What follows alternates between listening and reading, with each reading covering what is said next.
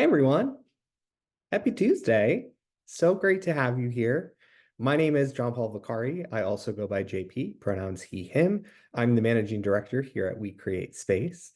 For anyone who may need a visual description, I am olive-skinned with dark curly hair. I'm wearing a black t-shirt and black glasses.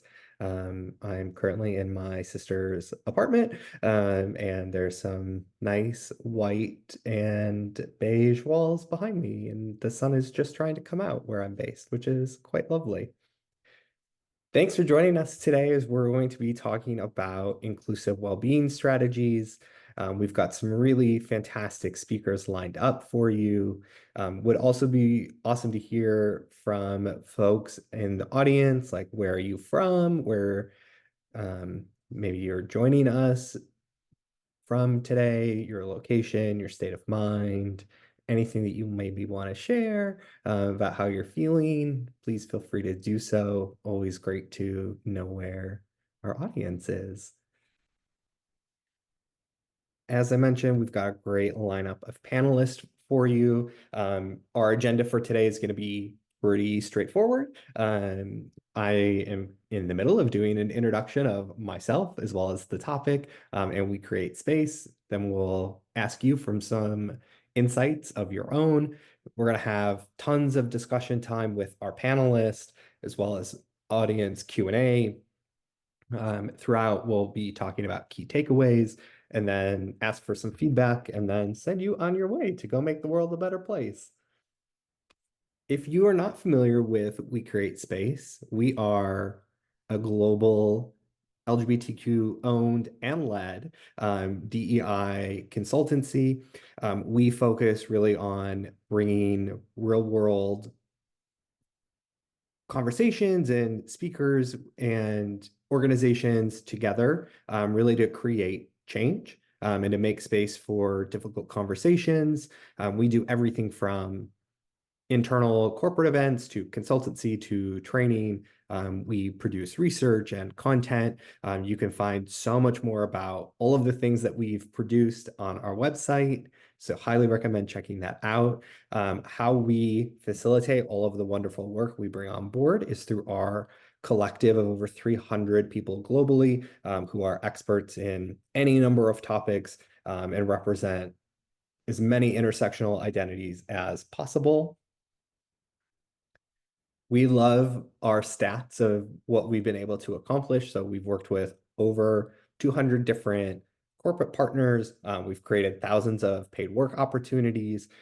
As a social enterprise, profits we make are reinvested back into the community at large, which goes to fund things like webinars like the one we're on, as well as our community work, including in-person and virtual events that you can find on our website and on our new learning platform, Campus. Talked about clients. Clients love us. You should love us too and work with us. We'd love to hear from you. If you do want to talk about any of our corporate solutions, you will all have access to me as part of my role here. One thing I really want to call out about what we offer is that everything we do is really from intersectional and trauma-informed approach. Really what that means, because we're talking about inclusive and intersectional mental health and well-being offerings today. Think of intersectionality, if you're unfamiliar with the word, is really the examination of all of our overlaps in our various identity markers, whether that is based off of education, language spoken, where you live, your race, your sexuality, your gender, all of these things have a different impact on how we all show up. And so when we talk about those things, what we do is bring more of our personal narrative into the conversation and help everyone understand and be more empathetic. I briefly have mentioned Campus. We've recently launched a community learning platform. This has been a really wonderful place for conversation, as well as for folks to get access to some of our events that aren't listed on the website. So highly recommend signing up for that. Here's a cute little video real quick.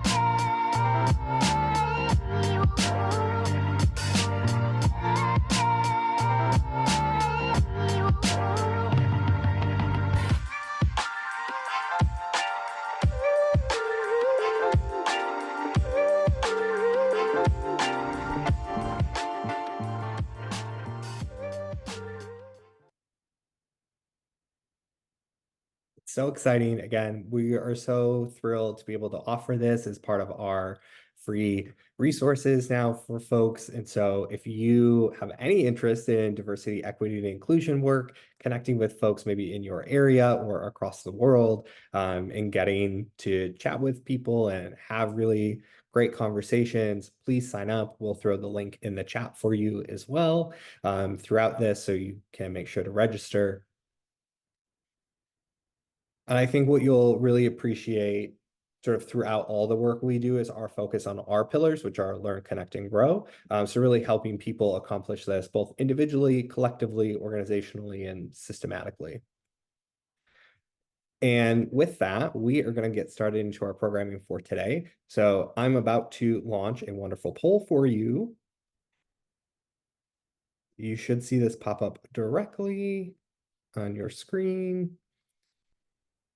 So the first question is, do you know and or understand the availability of mental health and well-being support in your organization? You can select yes, I use those services. No, but I don't, or sorry, yes, that you know that they exist, but you aren't sure if they're for you. Maybe you don't know if they exist and you're not sure what's being offered, or maybe you know that they don't exist at all. So feel free to answer that one. And then our second one is, what do you think are the biggest barriers when it comes to building inclusive and intersectional well-being strategies and mental health support?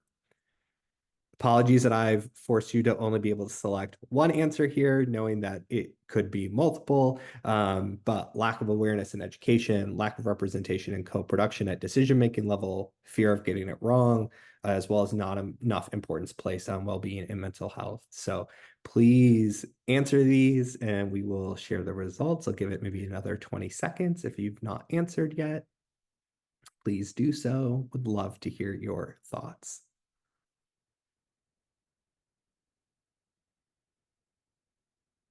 All right.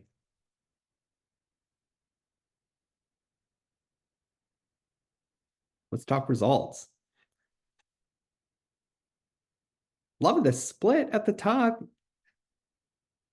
Great to see people are using the services that are provided. Yeah, this one's a very common one for sure. Yes, but I'm not sure if they're for me. I think that's a really important aspect of the conversation around mental health support that we'll be getting into with our panelists.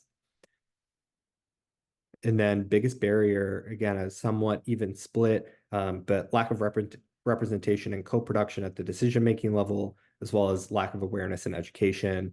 Absolutely. Again, we're going to hopefully be sharing tons of information with you today that'll include some ways for you to take action immediately after this session.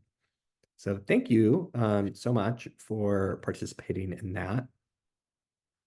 What I would love to do next is to actually have our panelists join us. And so Erica, Elliot, Obella, feel free to come on camera.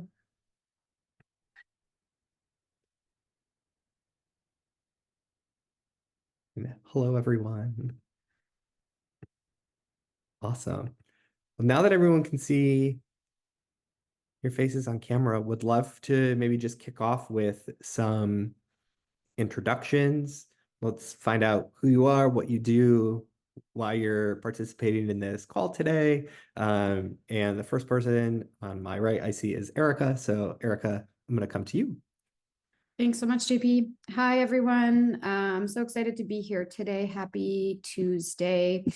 My name is Erica Burton. My pronouns are she, her, and I am based in Toronto, Canada. So first, I just want to acknowledge that where I work and play and live is the traditional territories of many First Nations peoples, including the Mississaugas of the Credit, the Anishinaabe, Chippewa, and the Haudenosaunee, and the Wendat peoples.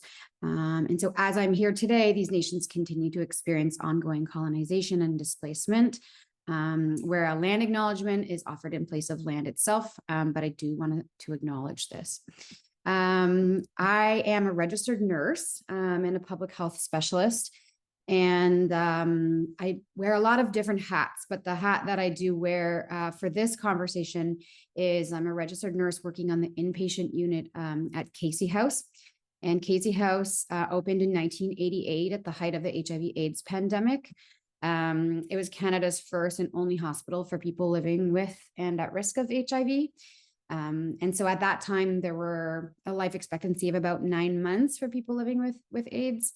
Many people were dying alone. They were cut off from family and support, friends, and the medical community because of stigma. We've now moved and evolved to a specialty hospital providing care for people who are at risk of HIV or living with HIV. And so the care that we deliver is really relevant to the conversation today. I also work for another international organization that looks at nursing and global health. So it's very nice to be here. Thank you so much, Erica. Appreciate it. Elliot, I'm going to come to you. Hi, how are you guys doing? My name's Elliot. I'm a licensed physical therapist. I live and practice in Barcelona, Spain. I'm more or less here as a representative of my community. I'm transgender. I'm a transgender man. My pronouns are he, him. I do a lot of activism. One of my main forms of activism is that I run a training space, a training group for only trans and non-binary people.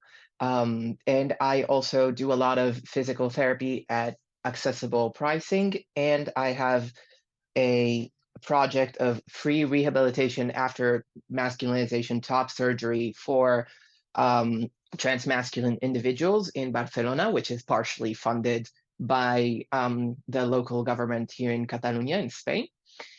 As an activist in this particular field, I get to speak a lot about what trans individuals, but more specifically transmasculine individuals, are likely to experience, both in terms of healthcare and also in terms of employment.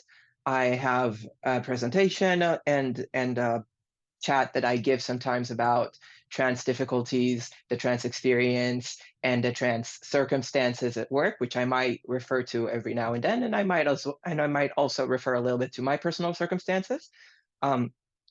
Apart from being a trans man, I'm also an immigrant and I'm also neurodivergent. So I might speak a little bit about that. And yeah, that's it. Thank you so much. Super happy you're here. And last, but certainly never least, Abella.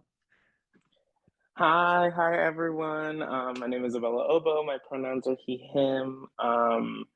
I guess quick visual description. I am a Black male. I have locks that are about, like, I don't know, back of my neck length. I want to say shoulder length, but I know that's me just wishing more for them. I'm wearing a black sweater with a gold necklace that has an O on it, and I have highlighter yellow nails ahead of, oh yay, nice, Erica does as well. I guess quick, like, presenting identities. Yeah, I am a Black second gen Ugandan American man. I'm queer, have ADHD and asthma, so some physical and mental disabilities, other abilities, as it were. And I bring all of that to the work that I do at all times as sort of the lens through which I see the world.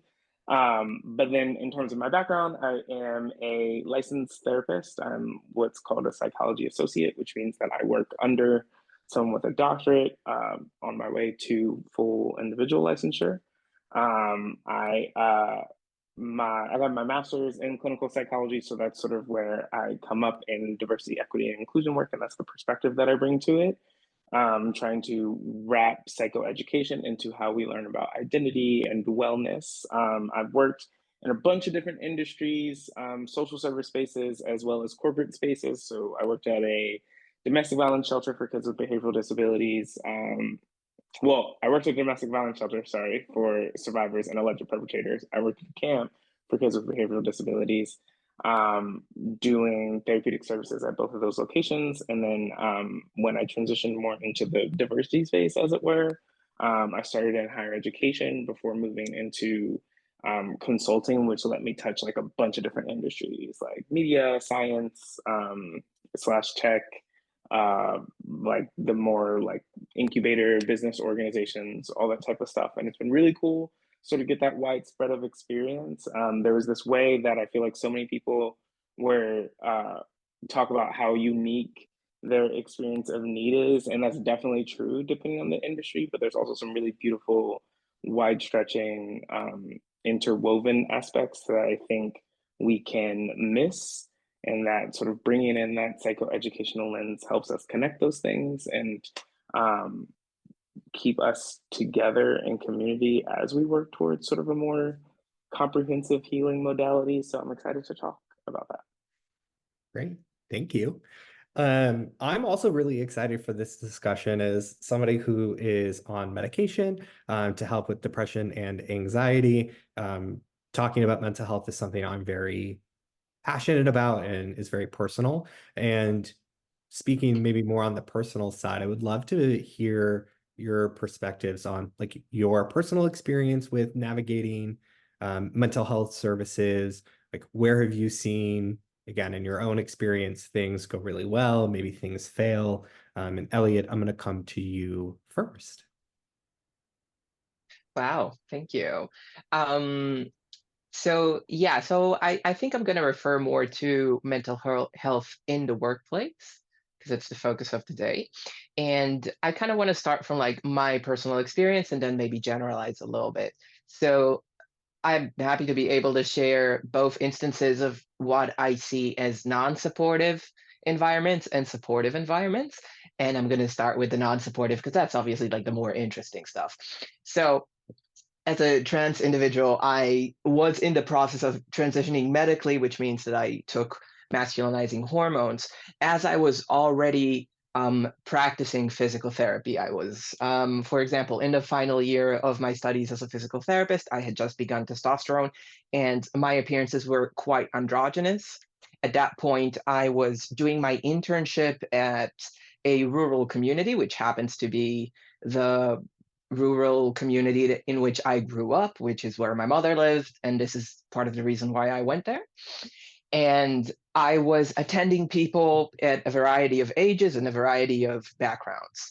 And every now and then, somebody would actually ask my superior very intrusive questions about my gender or about my biology.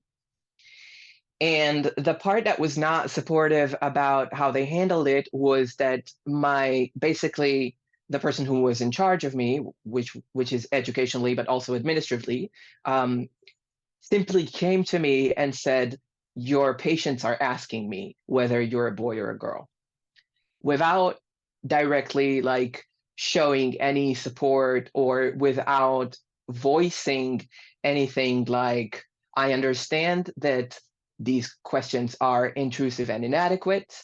I've answered them in a way that protects your privacy and favors you as a human being," and sort of expecting me to somehow navigate that myself and sort of expecting me to somehow make sure that doesn't repeat itself. Now, we're talking about a place that pretty much gives you a uniform. So it's not as if my presentation was that much subject to my own decisions. I did have a masculine haircut at the same time. I did have androgynous physical characteristics. But my ability to control my physical appearance was not that much. What I want to say is that I wasn't so much in control of how it was being perceived, even though I had somewhat control over what I was presenting. Now, I kind of want to contrast that with having worked at a sushi restaurant and with the work that I did now. So that was the first example, is a very like unprofessional work environment because it was just serving tables. And the wonderful thing about that was that my boss, who was not the most educated or the most progressive person, would tell us every day, if there's any trouble with the clients, you come in and you call me and I will defend you. I've never had any trouble with clients, but just the fact that I knew that that person had my back should anything come up was a wonderful feeling of security, and it didn't even matter what kind of conflict that was. And then I kind of want to give the example of where I work now, which is kind of a high-end training space where I work as a coach, which is apart from where I have my physical therapy practice. And the people who run this place are, first of all, there are two women. One of them is a queer person with a very non-traditional presentation herself. And the second person is a racialized woman with two kids, and they both have a very feminist perspective. And they actively ask me how I'm doing. They are aware of what's going on in my life. They are aware of who are the people who are important to me. They encourage me to take vacation days and to talk about what troubles me. And then they also come to me when there are things that have to do with the trans community and with trans inclusion, like, hey, how do you think we should handle the bathroom question?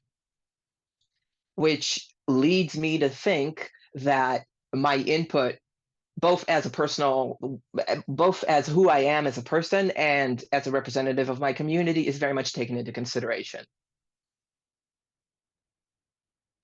I have so many other questions that I want to ask in relation to this, but I want to give the floor to another person. But I do really want to highlight what I'm hearing from you is that even though there were instances where people were talking about your like physicality and your external appearance, that still had a like really large effect on your mental health. And I think that's part of what you just said, if that taking all of this into consideration of, you know, the intent of what the person might be saying wasn't malicious, right? Like they're genuinely curious, but the impact of that is actually often really negative. And so I'm glad that you've sort of highlighted both examples of that. So thank you. We'll come back to you because again, I've got a million questions. Abella, I'm curious to hear from you on sort of the same thing as someone who is a practitioner and also like user of mental health services. Mhm. Actually, like I returned, so I left sort of like the therapeutic space largely in pursuit of more like diversity work. And ironically, like that pursuit of diversity work is what desperately led me to need a therapist. And my pursuit of a therapist is inevitably what brought me back to doing therapy again in conjunction with the other work that I do. I think that like uh, the human experience is traumatic, and I don't think that we acknowledge that honestly enough. And I was in a field that was, you know, inherently asking folks to acknowledge sort of the more difficult parts of that human experience. And it was draining, and I really needed the support around it. And I had a hard time finding a therapist. Mind you, I live in, actually, I don't even know if I said this, I live in Silver Spring, which is outside of Washington, D.C., which is a, you know, major hub in the US. Um, a very like ethnically diverse area with a large predominantly black population in and around it. And I had an extremely hard time finding a therapist to match my identities. And actually, I found a really strong list of therapists, and all of them were full because they were the only ones. And that is what called me back to it during a bunch of transitional stuff that happened, like sort of amidst and after COVID, and how much that messed up the work experience. I was like, you know what, I want to go back to my roots and also be able to offer a space that I was really craving in exactly the type of mentally distressing times that we're in right now, so that it's accessible. And like, there's still a lot of loaded stuff around like accessibility of mental health services, right? Like, insurance, for those of you who are in the US, is a mess, right? For both parties involved, right? As a therapist, I can only make so much money if I offer insurance, which really limits the like financial growth aspect of myself. Whereas like you as a potential client can only offer so much, right?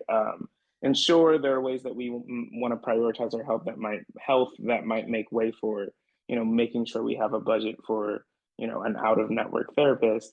But there are a lot of privileges that are associated with that. And so also when we're talking about workplaces and what they can offer, I've seen stuff like wellness allowances that help make up for that difference so that you can see people who might be out of network. Things that help push back against that. But the other thing that I will say, and this is sort of spinning off of something that Elliot said, he said, he was looking for someone, in the unhealthy environment, it was someone who was not willing to protect his privacy and his humanity. And that is the value of finding a clinician who shares a similar worldview to you, of course, right? Is that there's a built-in understanding that they will center your human aspects. And we want to make sure that, like, across the board, you can find clinicians who can do that sort of regardless. Actually, and as a result of that search, I bounced around a couple therapists after trying some for a few months and seeing if it was the right vibe. I actually ended up with a white male therapist, right? And it was not what I expected. But they met me at my humanity in like a very, very like pure way. The privacy bit is so much easier in therapy because you have like HIPAA. So ideally, your therapist is not going to ruin your privacy. But that humanity piece is so key, and you also have to know sort of like what questions to ask or what instincts to trust to know if that person is going to be you, and that's learned, and that can be hard. So there's a lot of stuff there, but I would say that in terms of the like access piece, it's really about figuring out who is available and where they're able to meet you. That therapist who I ended up with doesn't take insurance. And so he was willing to offer me a sliding scale. So I paid less for my sessions than his rate. After about a year and a half, he hit me with the, hey, I got to raise it, right? Like, can you do that, right? And I was in a better place, which is also definitely why he asked, right? But I also understand as a therapist that part of the reason he's asking is because like, there's loss to helping me and meeting me where I'm at. And in exchange for that, like intention and effort, I was working harder to prioritize being able to pay him what he was worth. Yeah. Yeah. Love all of that. Thank you. Erica, I'm going to come to you sort of in relation to this question. But since Abella and Elliot both have sort of talked about intersecting aspects of their identity and how that like informs their approach to either providing or seeking mental health, like expand on this a little bit. Like when you see people with any intersections of identities, like what's been successful in helping those individuals specifically? Yeah, so I think I've seen a lot of good and not so good practices. It's actually shocking how many health services are very bad at this.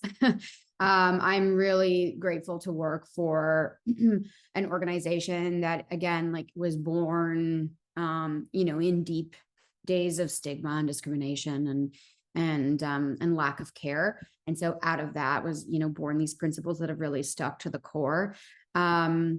But I would say that one thing that is really, really important is using a trauma-informed approach to care. So just for those who are not familiar with trauma-informed, it doesn't require you to be a trauma therapist, but it's really about the way that we interact with people and making sure that those ways are therapeutic and transformative, because they can be, whether you're a therapist or not. And so it looks at just assuming that most people are likely to have a history of some sort of trauma, than not. And it kind of moves through those stereotypes and those biases that we've been hearing about from Elliot and from Mobella. And it offers, responsive services, so gender responsive services. It looks at traditional ways of healing and cultural connections. And then it recognizes as well that even though you might not have an individual experience of trauma. As I said, most people do, but that there's a lot of historical trauma. So a lot of the intersecting identities that we talk about have a historical trauma, whether it's recent or whether it's like deeply embedded over, hundreds of years. And intersectionality is actually one of there's 6 core principles of trauma-informed care, and intersectionality is one of them. So that's the idea that trauma is disproportionately experienced by certain groups because of these long-standing kind of structural systemic inequities. So a lot of the good approaches I've seen look at these six approaches. And just to name them quickly, one of them is safety. It's important to ask people what safety means to them. I think we often assume what's safe for me is safe for you, and that's entirely untrue. Looking at trustworthy and transparency. So if an organization has a culture of connection and relationships, how people deal with conflict is important. Human conflict is it's always going to be there. We can't avoid it. But creating that sort of trustworthiness within how to deal with conflict in an organization is really important. Peer support, collaboration, and mutuality. So from an organizational perspective, there are different roles. People have different levels of power, different levels of responsibility. But we can actually kind of break those down when we're talking about mental health and well-being by looking at everyone having that sort of spirit of mutuality and standing together, whether you're the boss up here or not. And then lastly, empowerment and voice and personal choice. So Obella mentioned, meeting me where I'm at, or, coming to me. And I think that sort of respecting that sort of personal autonomy and giving services that make sense for people's lives in the context, their choices, their circumstances. It's not up as a practitioner to me to decide what people need. And I think that's really, really important. And all of that is trauma informed. All of that addresses intersectionality. Again, I have so much to unpack from just the 3 most recent answers from you all. Like, my mind is racing. But I love everything that you just framed for us, Erica. And this is a really important part of understanding where people are, is understanding their trauma, but also just understanding history, right? And that, like, colonized nations, right, like, have a very different experience than people from those nations originally. And yeah, I mean, the safety, like, even just talking about mental health casually between friends or family is not always easy, and like not always a safe environment. And so, when organizations ask people to sort of show up like as them full selves, you would assume that means like including their trauma, including, whatever mental health or well-being things that are going on for them. But we see that's definitely not the case, that it's still very stigmatized in the workplace and many other settings to even discuss something being wrong or needing support.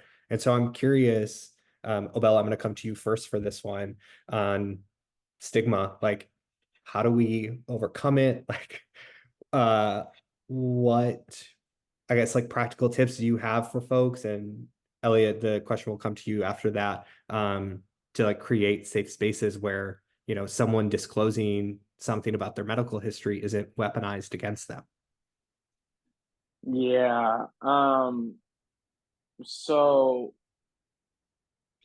the one thing is that I'll say is that, like, there is an inherent risk in dialoguing about mental health, that, like, there's no way for me or anyone to really, like, guarantee you a way around, as much as I wish that could be the case. Not everyone is going to be able to meet you where you're at. And I would, like, go as far as to say, as compassionately as possible, a lot of times it's because they're unable to meet themselves where they're at.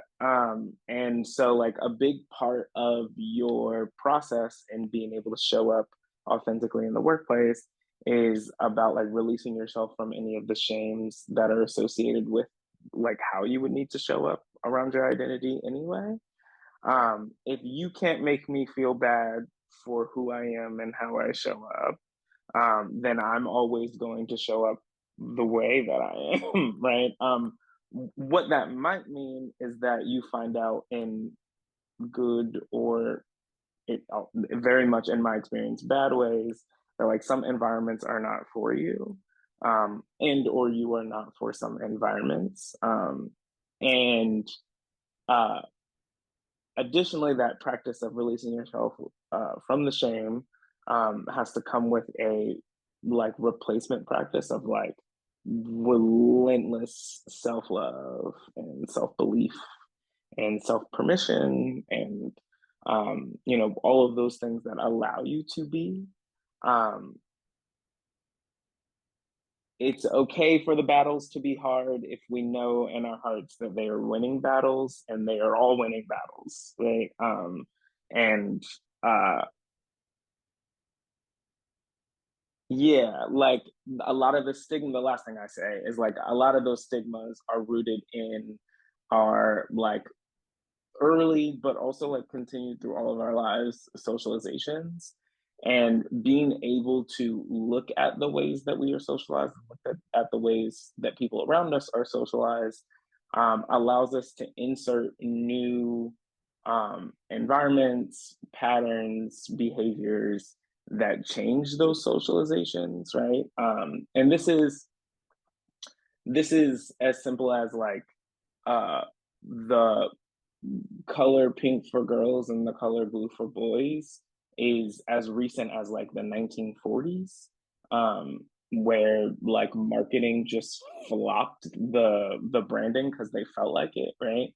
And because we like have just always grown up in an environment that keeps telling us those things, we sort of accepted them as truths. And that's not true about so many things, right? About the ways that we gender ourselves, about the way that we racialize ourselves, about the ways that we sexualize ourselves, and all of the above. And as a clinician, there is a loving way for you to look at anything about yourself that you find upsetting, that is going to make it a lot easier and faster to move with that feeling into something that is more desirable than shaming yourself into a better version of yourself, which does not work. And if you don't believe me, you can check Twitter. I mean, if I could give you a standing ovation right now, I would. I love everything that just came out of your mouth. Elliot, I'm really curious, and this made me think of this, so forgive me for going off script a little bit. Yeah, please. But I think there's so much stigma in discussing it, but then also just like the level of toxic positivity that sort of exists is part of this. So I guess I would love your answer just in general about the stigma question, but then also on toxic positivity, if you feel comfortable discussing that for a second too. All right, toxic positivity. This is, I love this. So I'm going to give the queer angle on this. So take, for example, that queer people are not supposed to be ashamed of their queerness. We're supposed to perform pride, right? Like what it means to be successfully queer is to perform pride, which at the end of the day, not all of us are capable of, and not all of us are capable of all the time and in all aspects. And what happens is that you end up being ashamed of the shame. And being able to show up there and be like, okay, I am an influential member of my own community, and I still have dysphoria, and I still act out of shame, and I still have eating disorder issues manifesting, and I still have a ton of mental work to do ahead of me, is something that is quite complicated discussing in front, not just of your own community, but of people that see you as a representative of that community towards an outside world, right? And there's been a boom in like awareness for mental health recently, but like anything that booms, what most people end up having in their input is kind of like the superficial level. So people kind of hang on to the positive stuff and don't really go into the process of what it means to love yourself and what it means to positively like to see your life from a positive standpoint. And one of the things that my therapist says, which I really find useful, is that mental health work is a lot about knowing yourself. You're not necessarily going to like yourself. There's going to be parts of you that you like and support and are proud of. And there's going to be parts of you that you don't like, and accepting that you can't be proud of everything that you are, or that you can't even accept everything that you are, and that a conflict is one of the pillars of who and what you are, is not something that toxic positivity allows you. So when we talk about shame and doing away with shame, I think there's a trickiness there in that shame is a human emotion. It's there because it is evolutionarily adaptive, right? And a part of doing away with shame is also doing away with the shame about having shame. It's like, yeah, I'm going to be ashamed of what I do sometimes. Like, I have ADHD, I speak impulsively, I'm going to say some very inappropriate shit in front of the wrong people, and then I'm going to go home, I'm going to beat myself up. Hopefully, I'll be able to do that for less time than last time. So that was just a tiny bit about toxic positivity, and kind of like about stigma. All right, so stigma is this, I'm really thankful that I get to speak about this, because stigma is a huge thing coming to the topic of like what work is like for trans people, because there is a lot of stigma around mental health in the trans community.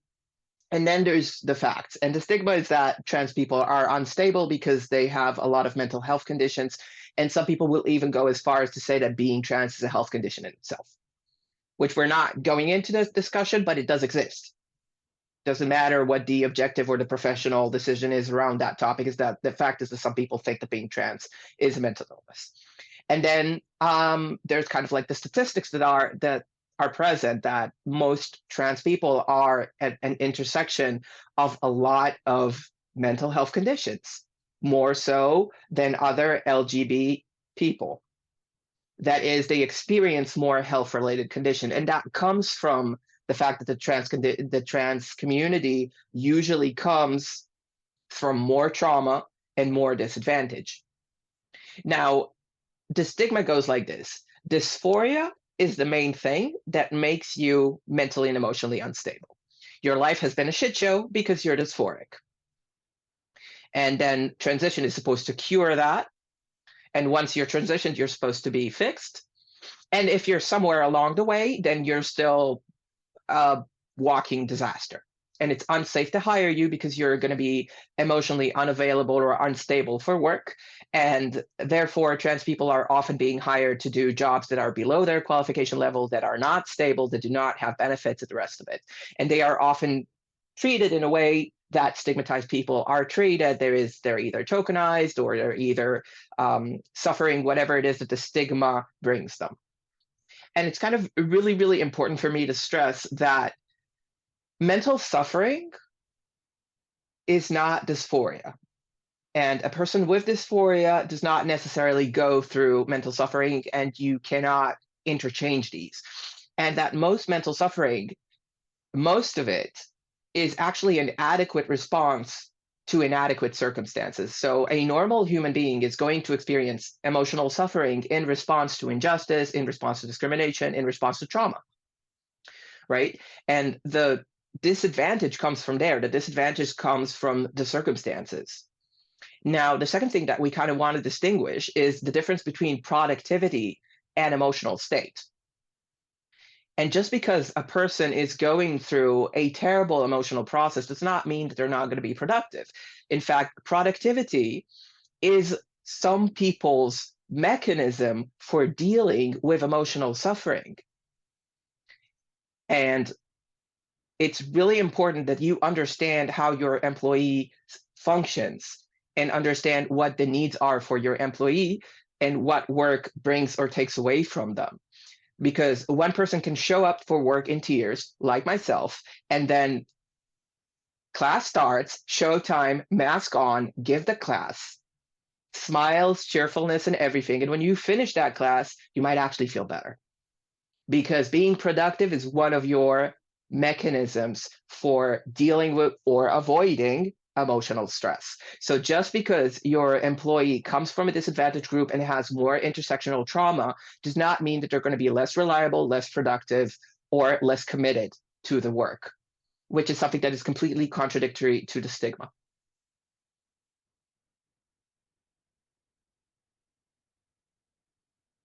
I honestly don't even know what to say because like everything you just said was so remarkable. I completely agree, especially around the productivity. Part of it, I guess, like I personally am a firm believer of even if you only have 30% to give, but you give 30%, like you gave 100% of what you could. And personally, as a people manager, just I don't know, so much can be accomplished if you just assume people have done their best and have the best intent, because it sort of just negates the like wondering part of like, oh, what's wrong with them because they weren't as productive as they used to be. And it's like, well, no, if we just assume this person has done their absolute best today, like then we can actually have a more inclusive conversation that's respectful of like where that person may actually be at. Um, and Erica, I want to bring you in on this because I am just so fascinated how stigma shows up in so much of your work, especially still relating to people who are living with HIV. But I'm curious sort of for the mental health component and even like getting doctors and nurses and orderlies and other, attendants to be more sort of inclusive of like how they're supporting people in their mental health. Like what have you seen go really, really well in the settings that you've worked in? Yeah, I mean, like I said, there's it's shocking how how often you see things go not well. And you think, I live in Toronto, Canada, and surely a nurse at a downtown hospital is not still stigmatizing someone for being HIV positive. But that's entirely not true. I think it's under kind of being open and curious and understanding different intersecting identities and not assuming based on what somebody looks like or the short, little blurb that you've read in their chart. Okay, they have this identity and this identity, so I'm going to do this, that, right? I think that's a big pitfall that a lot of health practitioners do. I'm a queer white woman. 95% of the time, people assume I'm straight. This doesn't feel great. This is also a privilege because I get to have that heterosexual privilege. Not that I necessarily want that sometimes. And my own personal experience, I'm very, very often people assume you look like this, you sound like this, you're this, and this is how I need to deliver these services to you. I think we've heard a lot about different intersecting identities. So I guess maybe I think thinking about how all of these come together is important as well. So people aren't in siloed intersecting identities, if that makes sense. The whole point of the word intersectionality is that they build on each other. And so, for example, with disability, populations that are already marginalized for other intersecting identities, having the understanding that they experience, greater overall negative health impacts if they live with one or more disabilities, but that these disabilities often also can cause mental health. So that it's this two-way street. And then of course we've talked about gender, this social construct that I think is all different in our minds, depending on where we are around the world. In Canada and in the United States and a lot of other countries, but I speak from a Canadian perspective. Indigeneity is also really important. We have a lot of the practice that we do where I work is really looking at the colonial impact on Indigenous communities, and that for Indigenous communities, there are different ideas of what is mental health and what is resilience. And that these are often grounded in sort of very culturally distinct concepts. So the idea that this like one size fits all for like, here are racialized people and everything works, you know, all the same, I think is something that we really have to push past. And when we do that, is really successful. So, you know, even things like, what does it mean to be in community? What does the environment mean to you? How do you interact? You know, for example, when we talk, I know this is a little off the mark here, but we all hear about climate change and climate change and how we are ruining the planet. And, you know, for some indigenous groups, it's, we are the planet, we are nature. So it's, you know, it's not us against nature, we are nature. So little concepts like that. And, you know, looking at what mental health practices and interventions are most beneficial for different people in different contexts. So just not homogenizing groups. And we often, as we know, the, you know, Western perspective on counseling or mental health support and well-being is actually very often sort of like a continued form of oppression and colonialism. So like, I know this, and here I'm going to impart my knowledge onto you. And actually, it actually can do more harm than good sometimes. So just being really aware of that. Actually, Elliot, you mentioned remembering, you know, this history that there's this really confusing history of LGBTQ plus folks that was a mental illness until like really recently. So you know, remembering that and that, you know, that discrimination and violence has led to this like chronic stress and chronic anxiety and isolation. And then that can be compounded by racism and colonialism and ableism. And it's all very complex. And I'm, you know, and even for me who's working in this, sometimes it's, you know, you're dizzy thinking about it all. But just sort of remembering those things and challenging them. Yeah. I'll be honest, I don't really know what I'm doing here because the three of you could just have this conversation independent from me and it would be amazing. Again, not to discredit my own work, but I just honestly, like, I just am so thrilled that the three of you have been here with us. We are almost at the end of time, which is just crazy. In 30 seconds or less, because Erica, you just gave us a time, but Obella, Elliot, what's maybe one tip you can give to the audience to help them design or have conversations about offering more inclusive well-being or mental health support inside their organization? In 30 seconds or less, I always say, like, make sure you combine passion and vision. So it's like one thing to know that you're passionate about these things, but to actually have a vision for what like better looks like so that you are working towards something. Ground that passion and vision in stuff like data, or at least like those like genuine qualitative analysis, because I could go into a whole thing about how data gets manipulated and it's hard to, you know, whatever, all that stuff's there, but like try to ground it in some benchmarking practices, and then be, as a function of releasing that shame, like be okay with getting it wrong so that you get something going so that you can actually start to receive that feedback and inevitably create something organically that works really, really well. Love that. Thank you. Elliot? Yeah, I'm gonna take it right down to basics. So with the state of, for example, the trans community as one disadvantaged community in the marketplace, I would say go down to basics and make sure that you've got them covered. Like, how many transgender employees do you have and what kind of labor conditions do they have? Like, are they, first of all, how many trans employees do you have? Do you know how many of your employees are trans or not? If you don't, is it because they're not feeling safe to disclose their identity, or because you somehow managed to not hire any of them? Are they working at the level of qualification that is adequate? Are they adequately compensated? Are their working conditions the same as their colleagues? What's their level of income? What's their benefits? What's their stability at work? Because the biggest and the most important part of being in a mentally unhealthy place is what are your external stressors? And the leading stressor in the majority of trans people is actually financial instability and stress in the workplace or being unemployed and what that implies.